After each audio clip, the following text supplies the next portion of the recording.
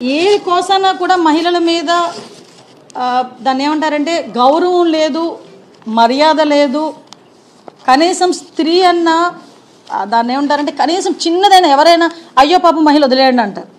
అది కూడా లేకుండా రాజకీయం మొత్తాన్ని భ్రష్టు పట్టించడానికి మహిళల్ని పౌలుగా ఉపయోగించుకొని ఈ రాజకీయాలు చేసే పరిస్థితి. జగన్మోహన్ రెడ్డే కాదు, భారతీరెడ్డి గారు కూడా బయటకు వచ్చి మీకు కనీసం పొలిటికల్ ఎథిక్స్ ఉంటే అరే నేను మాట్లాడతా. విజయలక్ష్మి గారిని ఏమని పిలుస్తారమ్మా అందరూను? విజయమ్మ. భారతీరెడ్డి గారిని భారతమ్మ. విజయమ్మ గారిని విజయమ్మ అని పిలుస్తారు, భారతీరెడ్డి గారిని భారతమ్మ పిలుస్తారు. మరి వీళ్ళ అమ్మ అని పిలిచిన భారతమ్మ అని పిలిచిన వాళ్ళకి వీళ్ళ నాన్నకి ఏమవుతాడో ఒక్కసారి మనం కూడా ఆలోచన చేసుకోవాలి. ఒరే అన్న రూల్స్ పెడతారు, ఆయన ఫాలో అవ్వరు, కానీ మనం ఫాలో అవ్వాలి.